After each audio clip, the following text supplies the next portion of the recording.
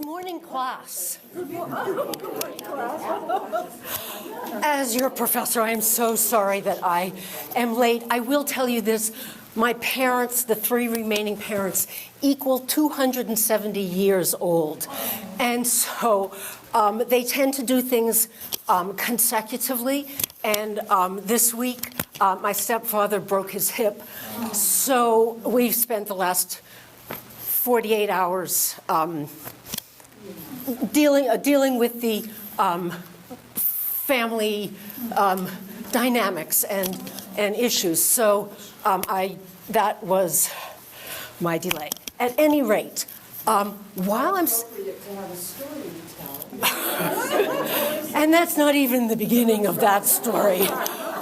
Actually, the really good story with that one is that my sister texted me and said, I just spoke to Mommy, our mother, and she said that Vic, my stepdad, called her and said he has 3 months to live. Oh, wow.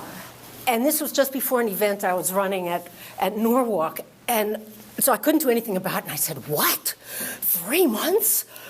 You know, nobody knows that. And I was horrified, and I finally, later that evening, was able to determine, by calling the actual source, my stepfather, that he has way more, I think, he's 91 years old, way more than 3 months to live. It will take him 3 months to recover. But my mother heard it ever so slightly differently. So it was an actually interesting communication misfire. How's that going? It's just taking me one moment. I'm waiting for it. Oh, yes. So the first thing that I'm going to ask you to do, actually my name is Deb Pagnotta. Deb. Or as somebody said recently, your name is Aunt Dead? And no, it's Deborah Pagnotta. I teach at Norwalk, and we are going to talk today about stories, how to use them in the classroom, and why they are so powerful, and how they help us keep our students.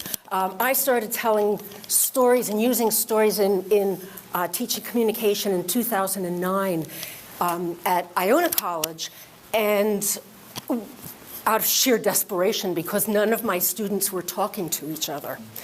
And particularly first-year students, but really all of them, they were afraid to talk in the classroom. Many of them were commuters. They didn't know how to start fitting into the community. They didn't necessarily even feel part of the community. And what I was hearing is that their professors didn't know their names. They knew little about them. They didn't know other kids in the class. Other kids wouldn't say hi when they were walking around the very small campus. And I couldn't understand how to get them to talk in class. And nobody wanted to share any information except the most basic. I'm female. I'm going to major in speech pathology. And you don't get much from that, really. And so first I started partnering them up. At the beginning of every semester, I would partner them and say, you have to interview each other. And what I would find is, is that they had to, I would interview you for half an hour, and you would interview me for half an hour, and then we had to write it up. And then the students knew more about each other, much more personal things, because it's amazing if somebody's really listening to you, what you'll tell them. And it was all very confidential. It was only coming to me. So I began to see that my students would say things like, I would never have talked to that person, but they're really nice. And I have a new friend. And I really look forward to, seeing them in other classes. And they say hi to me on the campus. I started getting a little creative, and I would start matchmaking. I'm waiting for the first wedding. But what I have seen, because I was there for quite some years, is that the classes would really cohere. And the retention rate started going up. Because we know that when we have someone on campus, even if it's one friend, one professor, one administrator who's really paying attention, we know that it increases success rate and retention. And so as I got nosier and nosier, I was looking for ways to have the students start talking to other people in the class.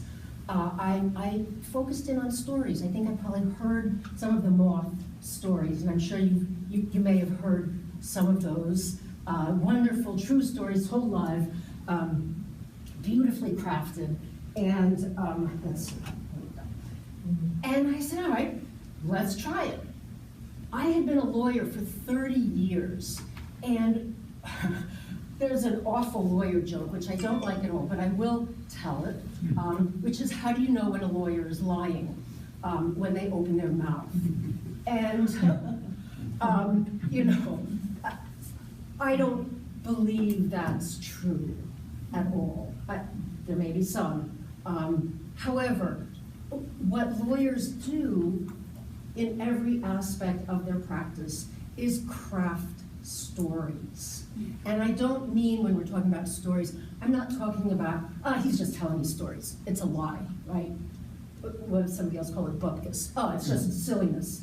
Fairy tales, fiction. No. As lawyers, we were trained to take information that just seemed like a set of facts and to find a narrative in it for our clients when they come in and say, and this happened, and that happened, and this happened, and this, and this, and this, and this, and this. And you could listen to them for hours, but it didn't really go anywhere. What you really needed to understand was, what is the context in which the activities or perceptions are taking place? And how can I best help my client in order to even know what laws to apply or to look at? You have to understand how the facts fit into a narrative. So whether it is dealing with clients or talking to a jury or to a judge or to your own employees or to law students or anybody else you may be talking with, we are always crafting stories. We don't really think about it, and I have to say in law school, they certainly didn't teach it. They just said, okay, go in there and write the statement that's in favor of your client. Okay, that didn't really help. But years and years of, smacking against the wall and working with wonderful lawyers, it started helping, and I was engaged in other kinds of dispute resolution, and ultimately a lot of training on harassment and discrimination and on diversity. And again, what I was finding is if I went into a training and said, okay, the good guys are over here, and the pigs are over here, it didn't work. Now, you may have the trainings where that did work, but for me, it wasn't successful, and I was working with a lot of police departments and fire departments and anybody else you can name. And what I did find was that when I had people tell their stories, not necessarily of how they had been treated, but something that revealed something human about themselves that they wouldn't necessarily have revealed, people leaned towards them in a different way. And I said, oh, this is really magical.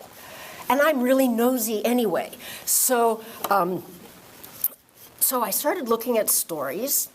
And we know, I'm not a researcher, but I can, this comes up pretty quickly when you look at how do we support student success. That we get them connected to peers and to mentors, that we help our students become adaptable and resilient. I have one student who said to me the other day, I can't reach my group, my team, so I can't do the assignment.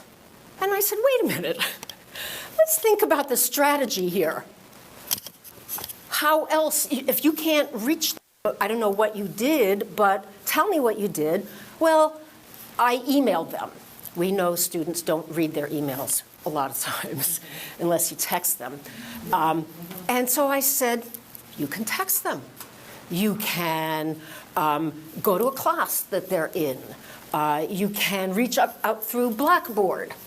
So I said, to me, I'm not interested in that you were unable to do it. I'm interested in what your strategy is for adapting to things that will always go wrong. Like, how dare my stepfather break his hip before this presentation? It's so inconvenient. And I could have said, sorry, I can't do this. But we adapt and we bounce and we're resilient. But how do students learn to do that? We don't really have classes on it.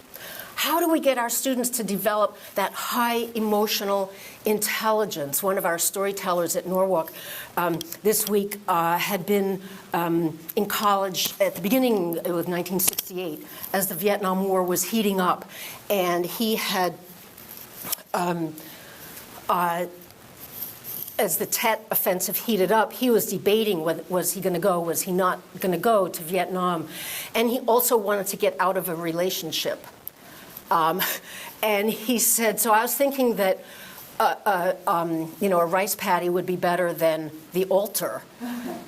And then he paused and he said, that's a sign of an undeveloped prefrontal cortex. Because if you need to break up with somebody, going to war is not necessarily the most. And he went for other reasons. How do we get students motivated? We know if they're motivated. You know the students who come in and go, oh, they ask you questions, or if they're quiet, they'll come to you afterwards and say, if I could ask this is kind of a dumb question, but, or you see they're doing something and you think it's not related to my class, but what are they interested in that I can bring into the classroom? A lot of times our students come to us, some are very motivated, and that's one of the things I love about community colleges. I wish I could go back to college. I would be a very different student. But some come and say, well, I know I have to get a college degree, but I don't know in what, and I just think if I get a degree, I'll be able to get a job, which we know isn't the case. So we do know that when you have a goal and you feel passionate about it and you're able to adapt to circumstances, then you may well find a job that you have a good fit with and ultimately will provide a good living for you. And finally, how do we get them to make good decisions? Our students make, I have one student and he had skipped about 6 classes.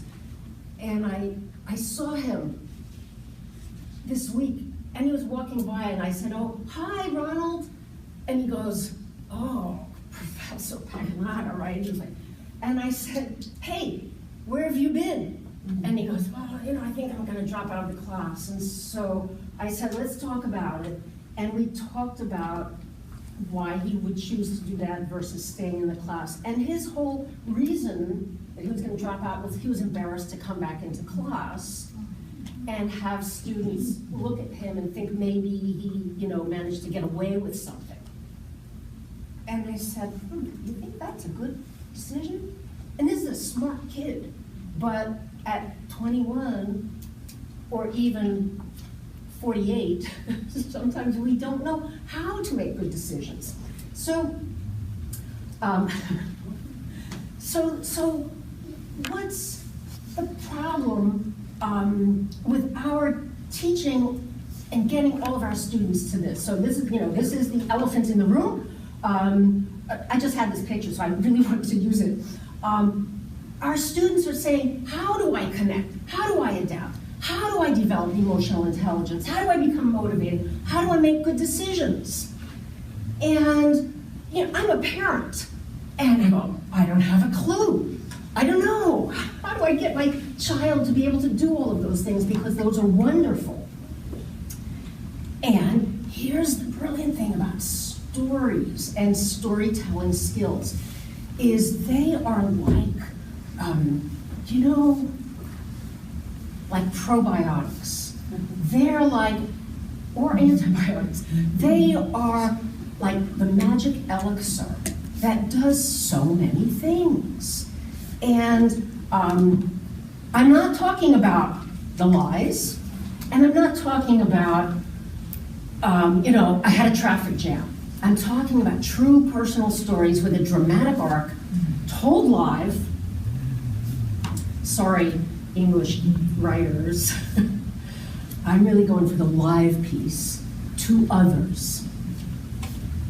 And because stories do all these things, they connect people, they teach adaptability, they improve emotional intelligence, they enhance motivation by helping us find meaning, and they help students think and learn about decisions. Storytelling is one of our oldest communication skills as human beings. I love my dog, but he doesn't tell stories. Stories we use to pass along information, we share and align values, we help exercise our brains, it helps us mate. My husband tells wonderful stories. It helps us connect swiftly, increasing cognitive complexity, increase group cohesiveness when we have a common story or we share a story. Think about being at camp, or a group that shares a common adventure. And stories also work as virtual flight simulators. When we read a story, when we watch on TV, when we hear a story about a human experience, we are learning from that what our own options may be. If we're reading romance novels, we may learn about this is how romance works. That you're going to find that one person in your life, and that's it. And they're probably going to be cranky and probably of the nobility. And then when you meet them, you're maybe like a servant. But then, sparks will fly and you overcome a few hurdles, but that's it, and it's happily ever after. So we know that very rarely works, but when we read other kinds of novels or watch other movies and hear other stories, our parents' stories, our families, our friends, we learn about what happens when somebody breaks up with you. What are the options? Should you really go and destroy all of their furniture and clothes? Or could you just walk away? Oh, I never thought about that. And so when we use stories, we can, there are so many ways that they function, and we tell them in different contexts, different places, different goals. And very quickly, this is how it works, the neurocognitive piece. I want to keep an eye on the time. If I'm talking too fast, please just tell me. Right. 3 different ways. You don't have to remember this, just trust me on this. Trust me, I'm a lawyer. First thing that happens when you're listening to a story, let me tell you a story, okay? And don't start it out once upon a time, because then we know it's fiction. But let me tell you the story about when and when we listen to stories of a particular shape, our brains release oxytocin, which is the love and trust hormone. And women release it after they give birth, more or less. I can attest to the fact that we release it after one adopts. I was flooded with oxytocin in adopting my daughter. And if you eat a lot of chocolate, it's oxytocin, you feel warm and fuzzy. You feel good. And so somebody's telling you a story, a particular kind of story, and you say, okay, this is kind of good, I feel good. And the next thing that happens, and it's sort of all at once, is that storytelling implicates what we call the theory of mind. And the easiest way to describe that is the recognition that other people have different brains than you and think about things differently. That not everybody likes peanut butter. That, that dad may really like playing golf even if mom likes playing rugby. Or, well, I think that, I really like Sheila, and somebody else says, well, I don't. And think about what a huge piece of humanity that is, to recognize that other people do think about things differently, and even may have a right to think about things differently. And then the third piece, which is one of my favorites, the theory of mind, that's my dog Simon with the oxytocin. By the way, when dogs look at you, for those of you who have dogs, they are releasing oxytocin, and when they're staring at us, we are releasing oxytocin. And when we pet them, we are both getting oxytocin. So neural coupling is, it's nothing sexy, but it refers to the fact that when a person is telling a story, live, true, to an audience, that other people's brainwaves start syncing to the storyteller's brainwaves. And so what that means is not just that you're thinking about the same things, but you are actually experiencing the emotion, the authenticity of what somebody is saying. It's the closest we can come to telepathy. That even if you don't know that person, if you come from a really different background, it doesn't matter. If it's a particular kind of story, it can create this synchronicity. And there's nothing more powerful than watching a few things, but watching somebody, a student, tell a story and the other students are leaning in and really listening. And so the storyteller feels really heard, and everyone in the room is actually feeling the same thing as the storyteller and as each other. And so it's a group experience that people have shared. That's one of the reasons people like the moths so much.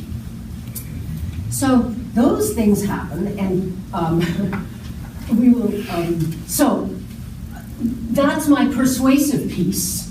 Use stories, think about using them, and just bear in mind, so it's not a laundry list of events, it's not a whine, it's not a series of catastrophes, it's not a therapy. It certainly can be very healing, but it is not a list of, I've had a terrible life, which can be extraordinarily sad, but is not a story. In fact, I had a young student the other day who was telling a really sad story, and I was trying to get her to recraft it, and she said, well, in AA, this is how we do it. And we do it for 30 minutes. And I said, this isn't AA. You're telling something for a very different reason, and to different people, and for a different audience, and with a different goal. And so we need to put that model aside. It's not a comedy rant. They certainly can be funny, wildly funny, but that's not, it's not about distancing oneself from things that are happening in one's life. It's about saying, this happened. So what type of story works? let's see, the metamorphosis. There must be a change. The hero cannot be static.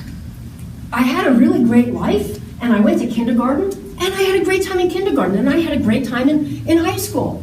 And I'm still having a great time. That's my story. That's not a story. I was having a great time in kindergarten, and then I had this teacher who was really mean. And she used to yell at me all the time because I wouldn't take my nap. And I became so scared of her, I wouldn't talk to other teachers. And I didn't want to tell my dad and my mom because I didn't want the teacher to yell at me even more. So now I don't nap anymore.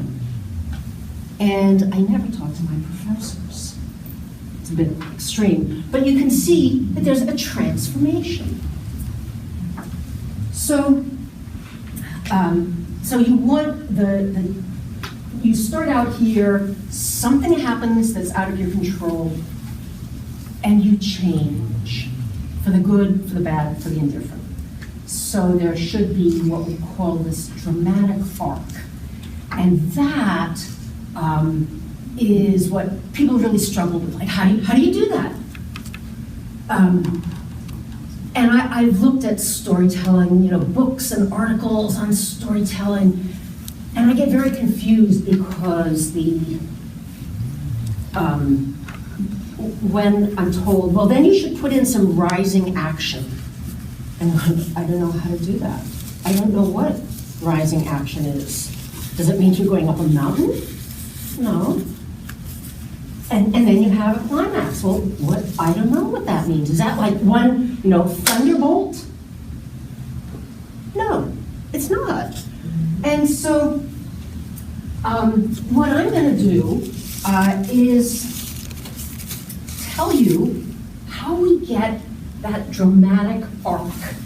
We know the dramatic arc. I won't give you the research, but DARPA itself has been researching the use of stories. DARPA is a defense agency research project, and they've done some wonderful research on the power of stories in moving people actually to give money, to donate, and how to generate compassion and empathy. And they use that, and they say it must have a dramatic arc. So we have a hero. It doesn't have to be a hero. It can be a rotten little kid. In fact, those are more fun. Or like a little goody two-shoes, right? So who are you at the beginning? And we have a storyteller this week, Sandy, and Sandy came out. She said, I was 7 years old, and I was a spunky little kid, and my grandparents said to me, Sandy, take the local, don't take the express. And you just got a sense of Sandy being this little girl racing around. Take the local. So you have the hero, something happens. Like with Chicken Little, something falls out of the sky, boom. Could be Hurricane Sandy. It could be your parents getting divorced. It could be that you get pimples. It could be somebody moves in next door. It could be you discover a family secret. What events have happened to you in your life that are out of your control? Because they happen every day. Anyone want to venture that? What happens that's out of your control? Weather? Yeah. With black ice, snow, caught in a snowstorm. What else? Traffic. You can have it your own self. I was just going to say death and illness. Death and illness? Yeah, and it's funny, students sometimes go for the death, the big story, that's the big story. But it can be much smaller illnesses. It can be an illness where you get, you get cut, you get a scar. Or it can be your little kid sister pokes your eye out. Or When I was 3, in order to test the electricity in our house, I stuck a pin into my older sister's belly button. I was doing a scientific experiment. That was out of her control. It wasn't out of my control. But it certainly changed how she acted towards me. So other people's actions are out of our control. Think about that. We like to think we can control them, but we really can't. And so it may be that our roommate borrows our sweater and wrecks it, or uses a word that we feel uncomfortable with. Oh, you said that? That's an event out of your control. You can't think that. Anybody can think anything they want. Question is, no, that's not apparent, so it's flippant. So many things every day are out of our control. So it's actually much easier than we think to find stories. So something happens that requires a choice. Let's say I'm your little sister. I go, hey, stick a pin. It was a straight pin in your belly button. What's your choice? So you were the big brother, you protected me. Mm-hmm. How do you react? Now you're dangerous. And then what do you do next? Reject any sort of feelings of closeness or attempts at closeness. You could. What do you do in that immediate moment? What are the immediate consequences? Recoil. Hit you. Yeah, and what, yeah, ouch! Or whack. Or mom! Mom! What else? Oh, what else could you do? What are the terrible things that you would never say that you might do? Take the pin. pins. Stab her back. Right, oh, come on.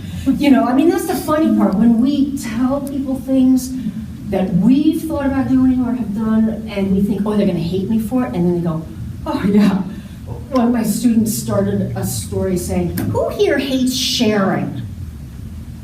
Everybody raised their hand. It's true. And so it immediately put people at ease. But when something happens to you, you react. If a car cuts you off, what are your choices? You can curse. Horn. Half a peace sign. I've never heard. Yes. You can do a nonverbal gesture with one finger. I love half a peace sign. Yes, half a peace sign. Ignore it, You can ignore it. whatever. Talk to yourself. You could talk to yourself. You could pursue them. Who here has ever thought about them? Yeah. Pursue them. You could, we hear about road rage. You could bump up behind them. You could shoot them. I'm not encouraging you to do that. I'm just saying there's a wide range of options. And so when something happens that's out of our control, the audience is going, oh, what do they do next? What do they do next? And we want to know. That's one of the ways that we learn. What would I do? Oh my gosh, I would never do half a peace sign. Well, I've done quite a few in my life, and I've cursed quite a lot. When we adopted my daughter, she was 14 months, and I can curse like nobody's business as a litigator. I can do that. I stopped swearing. And so the first time somebody cut me off when my daughter was in the car, I said, oh, schmagegi. And she still thinks at 15 years old that schmagegi is kind of a bad word, but I stopped swearing. When she's not in the car, I use real swear words, but I made a very quick choice. and it's had some consequence. My daughter doesn't swear, at least in front of me. It's really interesting. I'm quite sure she does in front of her. So something happens out of our control. We do something, and it changes us. A little bit or a lot.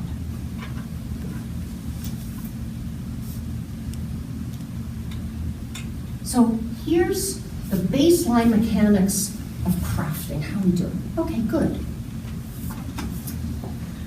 So we're going to go through the baseline, how do you craft a story, and then just going to talk briefly, how do you teach that as well in any different class? Because if I could just get from you, and feel free to just call out, what do you teach? I'm a student. You're a student. Communication. Communication, yay. A lot of stories in microbiology. English composition. English composition. Math. Math. Stories in math are great. Accounting and business. Yes, definitely. I need stories. Yes, you do. Yes, you do. The only thing that brought law to life, environmental law, when I was applying, I thought, oh, it's so dull. It's like Carl Sandburg said, if you like eating sawdust, you will enjoy reading law books, which is true. But the minute, and my first job was working for a litigation firm that represented insurance companies. I couldn't think of anything duller than that. But my first case involved a young man who had to rent a car for his business, for his employer, so he could carry some dynamite to the Lancastershire quarry up in northern New York, western New York. And so he went and he rented a truck.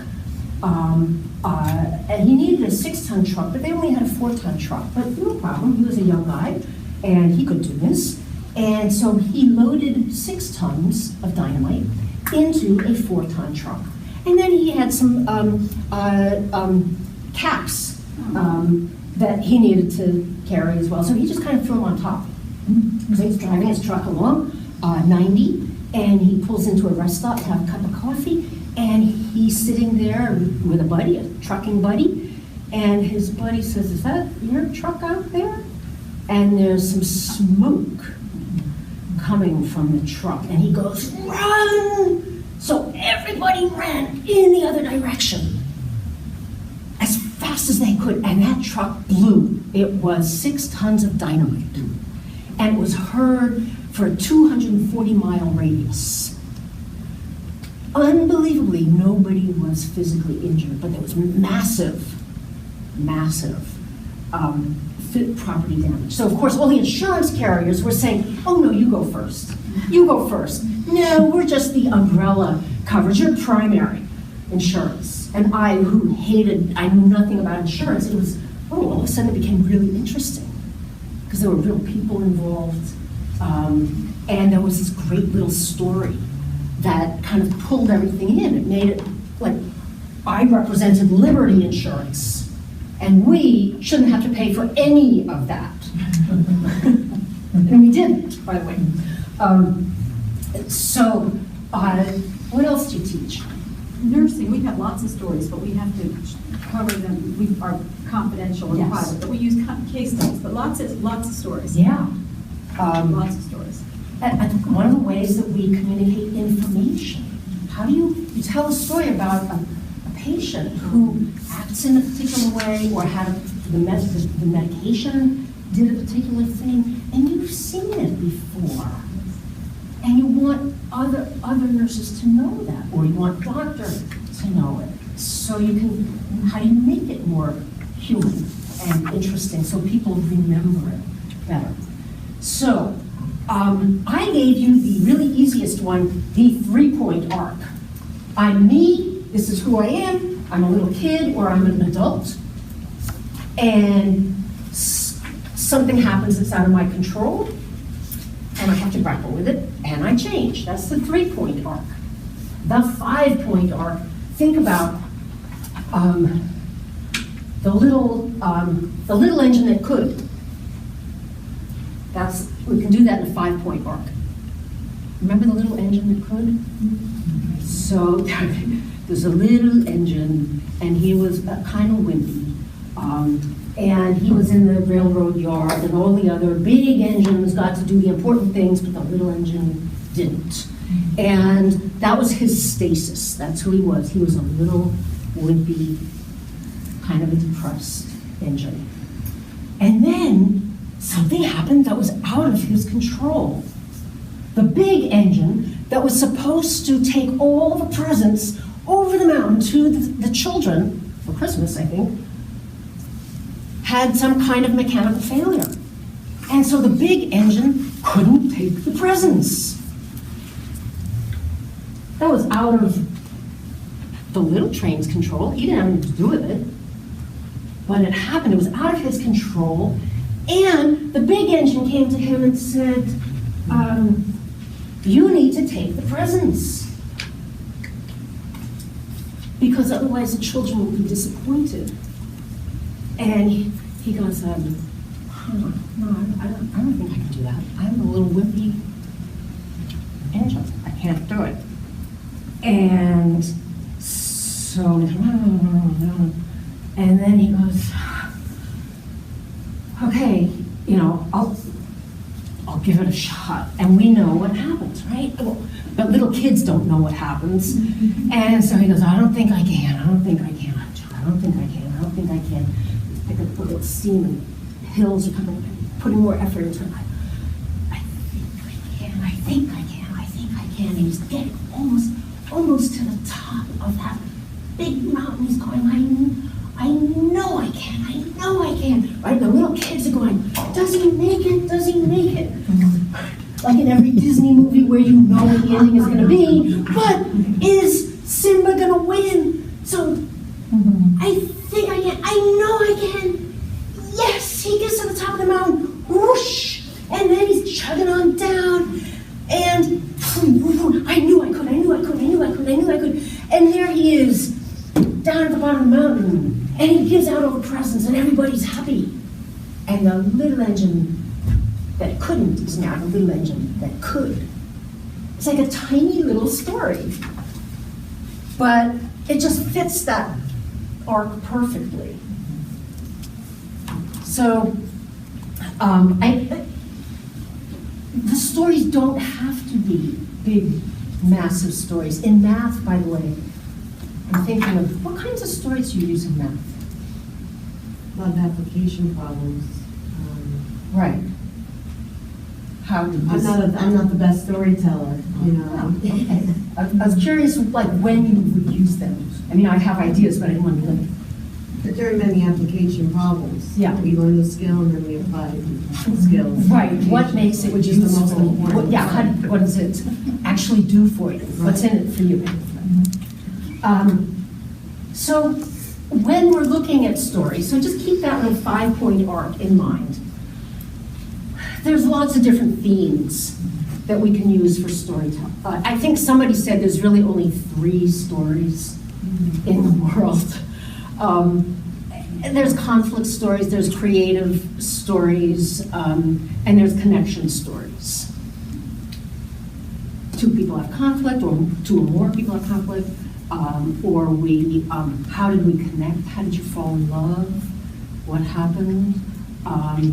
Or the creative stories. How did you do something differently? But I keep a long, ever-growing list of themes. And I actually will give my students, I'll break them into groups typically, or you can give the whole class a theme, depending what you're using the story for. And when a theme, I don't approach it in a particularly pedagogical fashion. I simply say all the stories must relate to this in some way. That if it's, I'm doing a storytelling on Burned. So I have one storyteller who's actually a retired fire chief, And he's going to tell us a story not about a fire that he fought, but a time when a young woman was wrongly accused of having committed arson. And he, as the fire inspector, realized that, and he had to make a choice between protecting his buddies in the fire service who had perhaps made some mistakes, or going out on a limb and doing the right thing by this young woman. And it was so the Burns piece had to do with some of the consequences that he suffered, and that she potentially suffered. Or burned is, you get burned in love. Or you touch a hot stove. Who here has ever touched a hot stove? Come on, yeah, we do that. Is it really, really hot? Yeah, don't touch that. And we actually learn something from that, and we can make a story out of that. Roots. I'm doing one on Saturday, roots. So we could go with the classic, where does your family come from? We could go with, there's a giant tree that's like pushing up the floor of my house. It could be the time that the first time you grew an avocado pit. How wonderful is that when you're a kid and you realize that you can grow something? The one I like a lot, and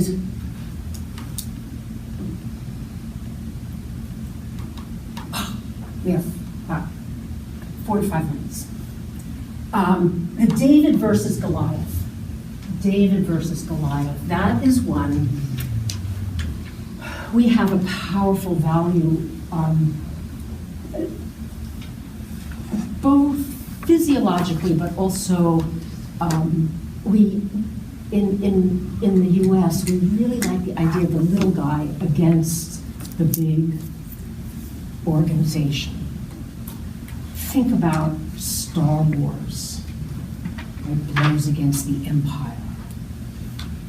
Think about the Hunger Games. Think about the Mets versus anybody else. The Red Sox. We like the little guy. We root for the little guy. Come on, you can do it, you can do it, you can do it. And so think about a time that you were the little guy. Or think about a time that you were the big guy. Shrek, right? He was the big guy. And everybody thought, oh, he's a terrible ogre, he's awful. But it turned out he was such a great, what was he, ogre? So I use David and Goliath to help people find, it's easy to find a story. When did you stand up to somebody? For yourself, for somebody else? Or when did somebody think perhaps that you had power when you didn't? Or thought something about you that wasn't true? So, I keep my own list. Story, when you are working with your students, and my bottom line proposal is, and suggestion, strong recommendation, is that you take a little time at the beginning of every semester and invest it into a little bit of storytelling. Not just your own stories, but getting the students to tell stories. For example, in accounting, which people think, oh, that's so dry. But I would think that accounting stories can be fascinating. Especially forensic. Yes, yes. Fraudulent accounting, pretty stunning. Yes, and so I would, as an initial small assignment, and I wouldn't put a lot of, it's not like 20% or 10%. It might even just be as an opening gambit, but I would, me tend to make it mandatory. Because I don't have to do don't know how to do it. But say this is going to help us craft how we approach this subject. And even take one class out of those precious, 15 or 30, and have the students talk about their stories that relate to that particular subject. If it's history, if it's religious philosophy, if it is communication, tell stories about communication. Those are wonderful. Everybody has miscommunication stories. But everybody also has math stories.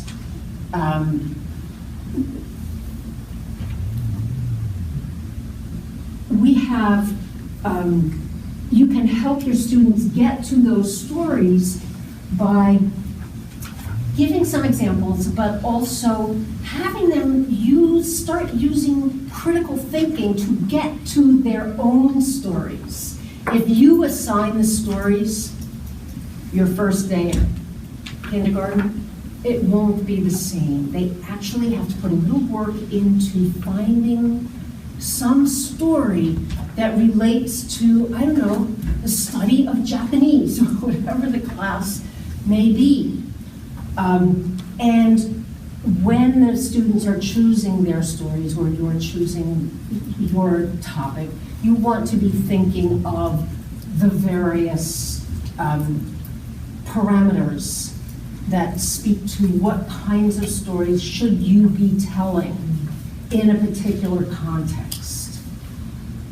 One of the interesting things is some of our students might actually be using math, for example, in some potentially illegal ways. If you listen to Freakonomics, you'll know that drug dealers, for example, often live with their moms. And so Freakonomics looked at this and said, why are they living with their moms? You'd think a drug dealer would really be making more money. And it turns out that low-level drug dealers don't make that much money. And so there are real, actually there was a reporter who was talking about the business models of the Mexican drug cartels and how, talk about accounting and finance, that they are run like big corporations. And so when you're getting your students to tap into stories, depending on your own level of tolerance for it, you may be talking about things that are not necessarily legal. I think you have to be really careful not to be encouraging illegality, but you need to think about what's the goals.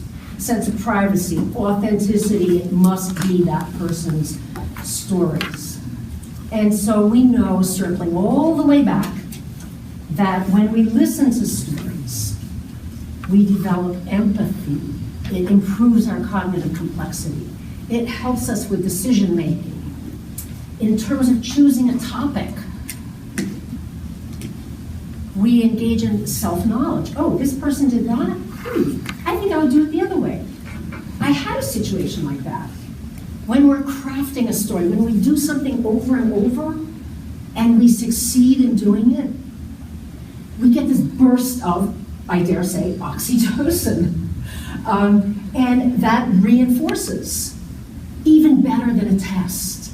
I got an A on a test, that's wonderful, but I told the story and 15 people listened to it and really paid attention.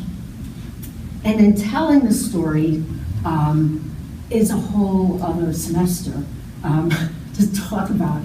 But I think for now, the first thing is really just getting your students to think about, and you to think about, how stories can be embedded in all of the topics that you are engaged with, because they help us get connected, they help us adapt, they help us develop high emotional intelligence, they help us make good decisions, they help us find motivation. And what I'm going to be providing you Not here now because my mother's printer is older than I am and apparently hasn't been used quite some time. I will provide actually this diagram that I use for my students, which is an 8-point arc. I'm going to provide, of course, the PowerPoint for you. But the 8-point arc, if you really want to get into the nitty-gritty, and a wonderful article on how do you go to that 8-point arc. And I will also provide for you, I listen to all kinds of story podcasts, and so I've provided you with some links to some of my personal favorites. You may not like them, but they are really tremendous in seeing how the different directions you can go. Do you have 1 minute? Sure. Okay, so I'm going to end with a story, and I'm going to tell you a story. When I was born, my sister was 15 months older, and she always protected me. She was 15 months older. She knew everything. And she was a little bigger, and if anything untoward happened, she would always take care of it for me. And when I was about 5, we moved overseas, and we were in a new school, and my sister had this dark, wild, curly black hair, and long. And these boys started teasing her, and they would call her Poodle. And as we know, it's really painful to be teased that way. And it was painful for her, and for the first time in my life, I would see my protector, my sister, crying and not knowing what to do. She didn't know how to stop it. We didn't want to go to my mom. She wasn't really around.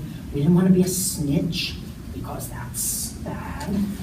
And so one day, this kid, and he happens to be the son of the Liberian ambassador, he called my sister Poodle. And I was about this high, and he wasn't. He was about this high. And I launched myself at him, and I grabbed him by the throat. And he grabbed me by the throat. So we were the so we were on the ground, and we were struggling, and nobody was really paying any attention. And I reached around, and I kicked him. Now, he had a boil. If you know what boils are, they're really painful, like a big giant pimple. They really hurt. And I kicked him right on the boil. And he let out this blood-curdling scream. So everybody came running, and the headmaster came running. And they picked us up like by the scruffs of our necks, and we went to the headmaster's office. And the headmaster said, what's going on? So I told him my story, and I said, he called my sister Poodle. And he said, okay, you go back to the class. And then when the other kid got sent back to the class, he got in big trouble. I was so happy. But after that day, I no longer saw myself as like the little kid. I saw myself as big. And I ended up going into law and public advocacy law, where I like to go up against the big guys and kick them in the chops. And so that little incident, when I made the choice to launch myself, no matter how scary and foolhardy it was, that informs me to this day, where I am still now on Facebook fighting against Trump, by posting as many negative things as I can, and I will go to demonstrations when I get time. So I hope that this has been useful, and thank you so much for your attention and your patience. Any way I can ever help, please contact me. I'm in the system.